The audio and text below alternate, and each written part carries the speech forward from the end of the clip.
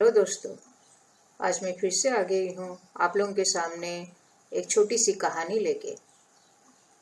आज जो कहानी मैं सुनाने जा रही हूँ ये करीबन 40-45 साल पहले की एक लड़की की कहानी है। ये ऐसी लड़की है जो जिंदगी के हर राहों पे डट के खड़ी रहती है और दूसरों को भी सिखाती है। दोस्तों, ये एक गांव में एक जमींदार घर में पली बड़ी एक छोटी सी लड़की है जो धीरे धीरे उम्र के पड़ाव में आके खड़ी हो जाती है।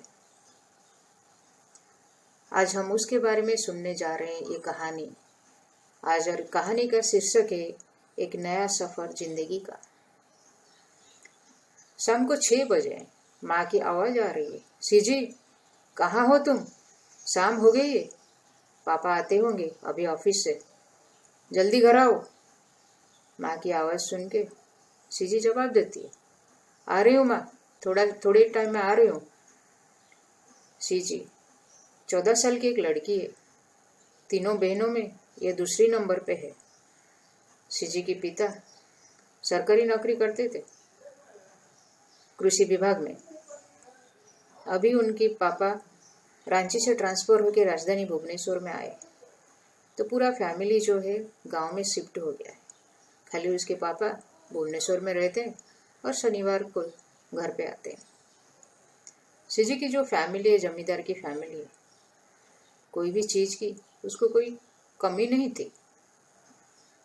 सीजी बड़ी तेज लड़की है, दोनों बहनें से भी ज्यादा तेज है। उसको swimming, discus throw, shot put में प्राइज भी मिला है। रंगोली में अव्वल नंबर है। यूं देखा जाए तो बहुत चंचल और चालाक लड़की है, लेकिन उसकी हुनर को कौन देख रहा है? वो टाइम पे ये सब तो लड़कों वालों को दिखाने के लिए ही होता था। लड़की बड़ी हो रही है तो हर चीज में पाबंदी लग रही है धीरे धीरे। अभी आगे की पढ़ाई के लिए भी उसको इजाजत नहीं मिल रही है। उसके लिए लड़का देखना चालू किया। लड़का सरकारी नौकरी करता है, एक ही लड़का है माँ बाप का। सीजी खुशी से रहेगी उधर, सीजी के पापा ने माँ को बोला। 19 साल की उम्र में सीजी की शादी कर दिया जाता है 24 साल के सोमू के साथ। 19 साल की लड़की, उसको क्या पता घर संसार के बारे में।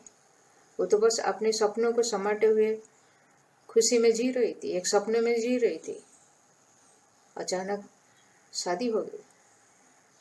विदाई के समय पापा ने कहा कि मेरे इज्जत का लाज रखना, संभाल लेना, अब वो तेरा घर है। ये सुन के सीजी जैसा चुप ही हो गई थी। तो क्या ये मेरा घर नहीं था, या शादी के बाद मेरा घर नहीं रहा? ये अभी मैं जिस घर पे जा रही हूँ, जिसके साथ मेरी शादी हुई, क्या वो मेरा घर है? एक अनजान सा डर और उत्साह के साथ सोच में वो डूब गई। दिन बीतता गया, घर गृहस्थी में वो उलझ गई। बच्चे हुए, बच्चों के लालन पालन में वो लगी रही। घर का सारा काम करते थे, लेकिन कभी मुंह खोल के कुछ भी नहीं बोला किसी को, क्योंकि पापा ने कहा था मेरी इज्जत का लाज रखना।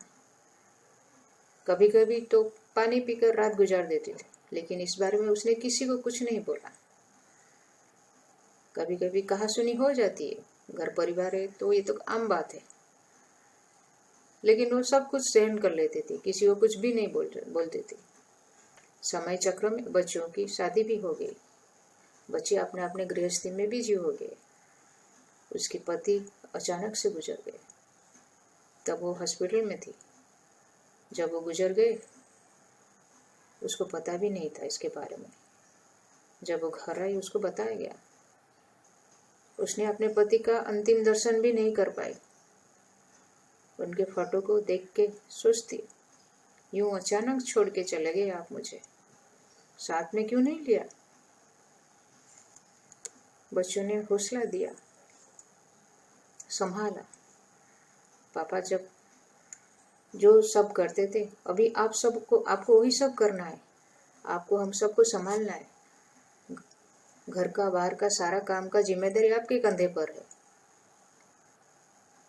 ऐसा बोल के उनको हौसला दिया जाता था। हम लोग है ना, उनके लड़के ने बोला उनको। अभी वो धीरे धीरे सदमे से बाहर निकल रही है। हर चीज में भाग लेना चालू किया है। सबसे बात करने लगी है। गांव में क्या पूजा होना है, किस किस को बात बुलाना है, इत्यादि इत्यादि सबके साथ वो बात करने लगी है। हर फंक्शन में जाने लगी है वो धीरे धीरे, जो उसके पति करते थे। अभी उनके राह पे वो चलने लगी है। निकल पड़ी है एक नई सफर जिंदगी के। बस इतना सा ही है। Thank you.